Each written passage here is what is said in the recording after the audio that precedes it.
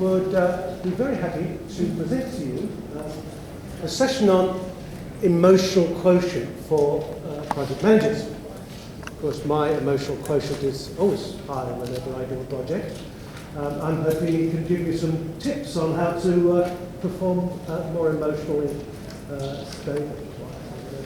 So without further ado, Alan has done an incredible lot of projects in all sorts of areas. You work for Telstra, yes, which we'll forgive him for. NBN type stuff? Yes. Okay, we'll forgive him for that too. Sure, it has some very interesting things to say to us. Without further ado, please welcome Alan Nur-ul.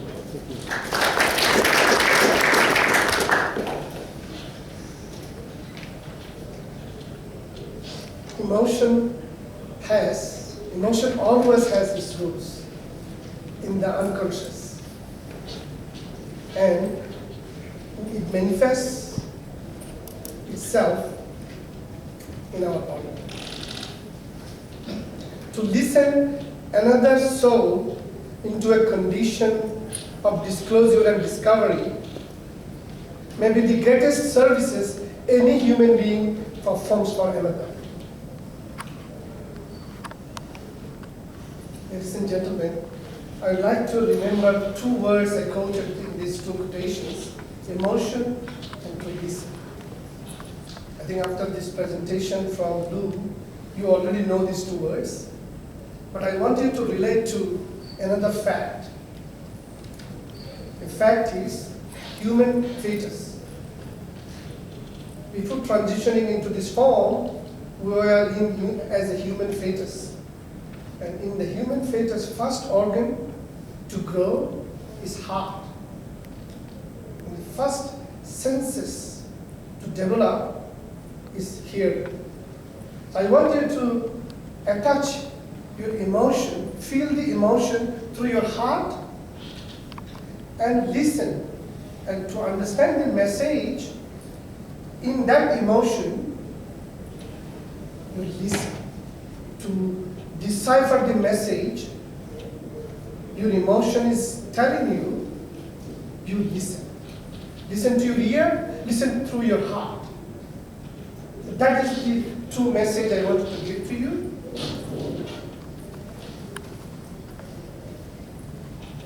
Now, the goal of this presentation is basically not to make you emotionally intelligent after this presentation, just develop you some awareness that this is an area which is a tool available for all project managers, because we deal with people every day. So the agenda is why we need it, the EQ and ER, vital for project manager, and what is an EQ or ER, and how to develop EQ ER competency. I am quoting two models, and also two tools I will be showing, and also simple strategies. Now, a few years ago, there was an article in The Age. It actually quoted very startling figures from a survey conducted by Australian Association of Graduate Employers. 20% of 340 companies surveyed, they claimed that they are dissatisfied. They were dissatisfied with the graduates they hired. The reason? Low EQ. The empathy was very less, and also thoughtfulness not up to the mark. Social awareness of social behavior is not to the level the employer expected. And this findings is a confirmation for another findings which quoted by Daniel Goldman in his book. And there, Jules Fadul of Vermont University conducted a survey, a national survey all over America, asking the employers what they seek in their managers they hire. One of the competency employers sought was EQ. EQ has to be at least greater than 110 or above. If you look at this bell curve, you find this average and satisfactory covers 68%, which is the normal bell curve percentage. But if you want to be a successful project manager, you should try to come between this, which is high, 30.9%. So that is the reason we have to look into this aspect. Now, what is emotion? Emotion is information. Emotions are action signals. As Lou said, with emotion, people can understand from your even words how it coming to them, how they are perceiving you. So emotions are extra data points. The various authors I have quoted there. Salovey and Mayer, they are the pioneer in this particular area. Peter Salovey from Yale University, he was the professor of psychology. He defined emotional intelligence as the ability to monitor one's own and others' feelings and emotions and use this information to guide one's thinking and action. They also say ability to perceive emotion, to understand it, integrate it, to facilitate thoughts in order to promote personal growth. So personal growth, it's about you, about me, about us as project managers. But that's not the end. That emotional intelligence finishes there. It's about effectively understanding oneself and others. So you, me, and others also related to emotional intelligence. Relating well to people, adapting to and coping with immediate surroundings to be more successful in dealing with environmental world we live today. So what is our environment? Project management environment, stakeholder management, dealing with issues and risk, and with the people, sponsors, our team members, our project owners. So everywhere we need this skill. Now I discussed two models to develop the competencies of EQ. One is this Salovey and Mayer model. What they did was they studied how people appraise and how they appraise and express emotions. So you can read people's emotions through yourself and also observing others, as Lou mentioned, through nonverbal cues, facial cues, body language, all sorts of things. Once you know it, then you can regulate your own emotion, and also you can regulate emotion in others. I'll come back to it, how you can do it. And then once you know it and then regulate it, then you can utilize it for flexible planning, creative thinking, redirected attention, motivation, all sorts of things. So this is one of the areas they have conducted. The other model is this one. This is my favorite.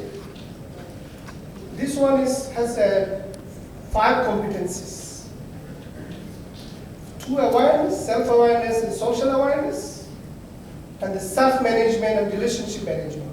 These are the 4 Daniel Goleman suggested. And then Antonio Marcinu, he added team leadership because he said project managers deal with the team all the time, as I mentioned. So that's why he wants us to understand the dynamics of EQ and EI related to the team. So that's what the model is. Now, as you see, this self-awareness is the first building block, the foundation of EQ, intelligence.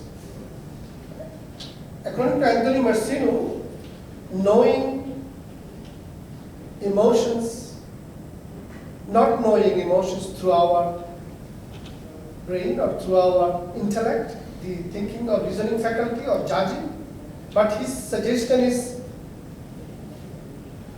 know it through the feeling faculty of your heart. That's I mentioned in my quotation. Once, if you are a self-aware person, you will definitely know what you are feeling and why. And you will also understand the link between your feeling, thoughts, words, and action during the daytime and also nighttime. What you're thinking during the day has an influence during your night, and also what you're thinking in the night has an influence on your day work. I think you were, if you attended in the first keynote, he was talking about if you sleep with a negative thinking, you're conditioning your mind to behave negatively following day or even later. So that's what, if you are a self-aware person, you will know what emotion you're feeling and why, and also you know the link between your feelings, words, and actions you are doing. Then you are ready to do a self-assessment. So if you want to do a self-assessment, of course, it is about knowing our strengths and weakness. And to know our weakness, one of the things what happened to us, according to Goldman, is that we choose a very comfortable, emotionally comfortable strategy, which means we deny ourselves harsh truth about ourselves, which is, of course, blind spots. When someone consistently mishandles a given situation, that is a sure sign of blind spot. And if we are assessing ourselves, we should watch this blind spot. And few examples mentioned by Daniel Goleman is setting unrealistic goals. So as project managers, some do it without their knowing that they are doing it. And another thing is driving others crazy. So they not only check their team, also others, frequently, more frequent than needed, and also sometimes they overdo it without knowing that they are already annoying them. So that is the self-awareness, and self-management is, of course, we have to know the emotion. I'm just quoting here 4: anger, fear, sadness, joy. Anger, of course, is a negative emotion. It means someone violated your expectation. Fear, it means you need to prepare. And they're all intertwined. If you can't resolve anger, you cannot celebrate joy. So, strategies for managing emotion: avoid negativity. Appraisal, reappraisal. You just appraise yourself. What I'm feeling now. How can I shift my attention and add value? And reappraise yourself that I am now going to do this. I know what I'm doing. Those sort of reappraisal. And then seek feedback. If you have a blind spot, you will not know it, so ask for feedback. But be ready to accept the unexpected feedback. And also apply positive reframing. I can technique. I identify negative situation. C, create an optimistic situation. A, assess your options and select a course of actions. And name the resources that will achieve your plan of action and follow through. So social awareness and empathy. That is the third competency we need. Social awareness is the ability to understand emotion of others. Neuroscience tells us that we process emotion 60,000 times faster than cognitive process. If you enter into a room, you will immediately sense whether the room is dangerous room, or you will be giving you will having a good meeting, or you will have a really bad meeting. Your happiness radiates like a fragrance. Same thing happens to others. If others are happy, you will immediately feel it before even they speak a word. So this is another tool I would suggest you to look into. 6 laws of mind. Law of force. Law of force is, as soon as we emotionalize a thought, it becomes a force. Our thoughts are real forces. Our thinking of a thought makes it powerful. Law of messages. Our mind sends and receives messages like a station of messages. And also law of attraction. Like emotion attracts like thought. Sadness in us attracts sad thoughts. Happiness in us attracts epithos. These are all known information, but if you use it, then you get benefit out of it. Law of control. We have the ability to entertain or dismiss any thought. How you control it? Just like stopping it. If you stop a thing, stop a thought, stop thinking a thought, it will die. It will lose its power. So, law of insertion is then you insert. You stop the negative thought and insert a positive thought. And then law of connection. Our inner world of thought is connected to our outer world of reality. So if we keep resenting someone from inside, soon we will find him or her to be our openly resentful enemy. I think this was already discussed in Lowe's presentation as well, that if you are thinking before even going to the meeting negative, that is exactly what's going to happen. Another tool is this emotional bank account. This one is actually introduced by Stephen Covey, who, if you have read his books, these 7 Habits of Effective People. And he said, when you are kind, honest, caring, and friendly to another person, you make deposits to an emotional account, bank account. However, if you are unkind, disrespectful, uncaring, and mean, you draw from this account. So it is just like any other bank account. You save money and you draw from it. But if you don't have enough balance in your account, you cannot withdraw. So if you are treating people in a negative way, then you are getting, of course, you can't withdraw it. If you behave negative way, you are withdrawing. If you don't have any savings in your emotional bank account with dealings with people, then you will definitely fail. As a project manager, as a human being in your dealing with social dealings. So I'll actually escape. Yeah, 10 minutes. 10 minutes I have. Yes. Oh, okay. So in that case, I'll just mention a use case of a proactive self-management, how it can be done. You know, as a part of this self-management, if you take a proactive stance, you can actually manage your situation better. So one of the incidents I want to mention is a friend who is a EQ-savvy project manager. He was dealing with John in the story. And John is an architect. And he actually, very good architect, computer network architect, but very arrogant. So all PJMs feared him. And because he abused them all, so when this EQ-savvy project manager I'm referring to, he found that John has been assigned to his project. And also he tried to convince John that I need this critical path deliverable as design document to be given within this time frame. He said, sorry. You come to me 1 to 6 months, when I am ready, I will give it to you. When he said that, and he knows that this person is like that, so this EQ-savvy project manager just decided to confront him. He went to see him.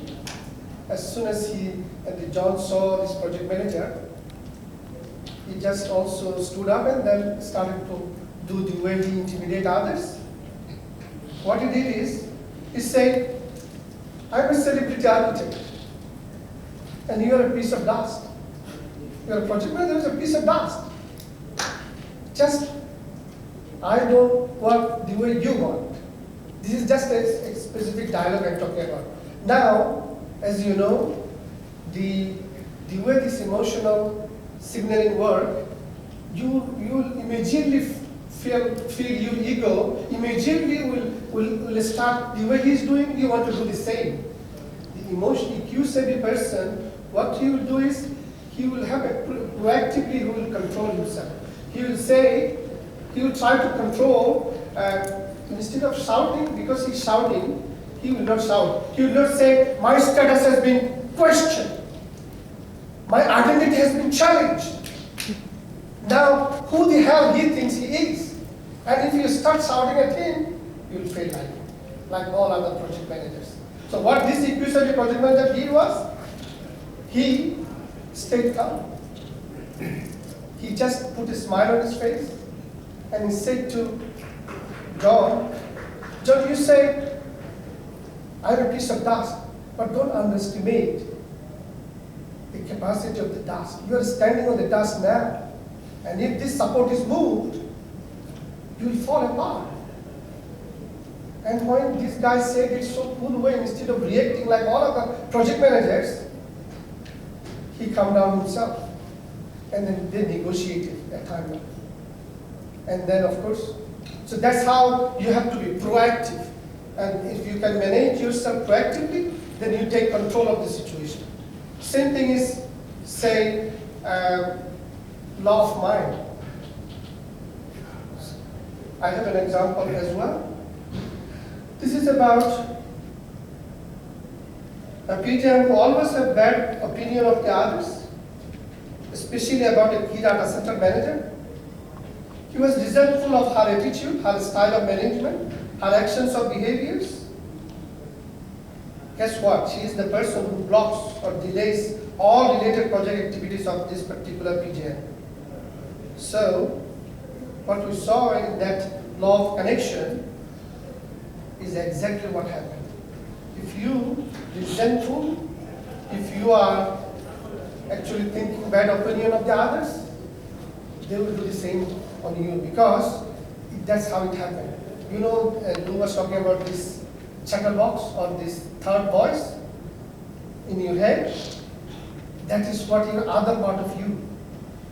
So if you listen to it all the time, instead of overruling it and then taking control like this, you will become the victim of it. When you see someone, sometimes you feel irritated. Do you know what it is? According to Carl Jung, that is your shadow. Because you feel the irritation, because you need to find out why I am feeling irritated. I am irritated because there is something with he and me in my past, or someone like him was in my past. I have a shadow inside. That's why I'm feeling irritated. When you're writing the email and if the message is, when you're feeling that irritation, slow down. That's what Daniel Goleman suggested. He called it mindful email. There is a technique called mindfulness technique. It's a quiet time, and you actually focus on your personal awareness, and you train your mind to be mindful. So that's why you feel irritated when you write the email, stop and think, and step back and think why you felt that irritation. Then you will find that you will not do the mistake you generally do. So with that note, I will conclude that emotional intelligence is a tool we all have. But because we do not use it properly, or we are not aware that we have, we of course fall behind. So a little bit of sharpening is what we need to do. And I actually put a reference there, the Culture Savvy, the book, the author is Maureen Margutin. She said that you can sharpen it just by taking 20% effort, changing and adapting, you can make 80% impact. So that's what I suggest. So these are the tools we have discussed. We can develop our self-awareness and self-management skills. We can watch our blind spots. We can become proactive. And also, we can use the 6 laws of mind as the tool and apply it in our day-to-day awareness. So then we will be successful. As all other project managers, and we can class ourselves in that 13% who are the excellent EQ project managers. Thanks for listening. Did you notice, by the way, at the beginning when Alan was talking about the two quotes that he made, that one of the guys lived till 92 and the other one about 85. So emotional intelligence is good. Right? We have about 3 minutes that we can spare for questions. So any questions for Alan? Emotional. There's a lot there, wasn't there? An awful lot there. Yeah? Any questions? I guess I've got one. Please. You talk a bit about emotional intelligence as a process, and some people just don't have it, like that IQ, EQ balance at the. Do you really think it can be learned, or is it just something that can be practiced, if that makes sense? So you have to be mindful, okay, I've got to be a little bit more emotionally intelligent and aware now, so I'm going to do that. But then your natural state is maybe not very, very emotionally intelligent. That's true. That's why I think Daniel Goleman, in his book, Working with Emotional Intelligence, he suggested you have to practice it, you have to live by it. So you learn it, and you make yourself aware of what are the tools available, and you have to use it. But it may not be a natural state ever. Like you'll never. You'll never be perfect. Yeah. You'll never be perfect, but slow and steady, you will get there. When Daniel Goleman started this, he said he went to India and started some spiritual practices, and then he realized that this emotion is so important in our workplace. So he wrote that emotional intelligence first, and then emotional intelligence at workplace, and now he wrote his latest book, which is called Social Intelligence. So that's why, yes, it's just a living by it. How do you judge how much emotional intelligence you have? There's a read by, that Myers-Briggs, Yes. they have questionnaire, and then you can actually rate yourself with that how to show you.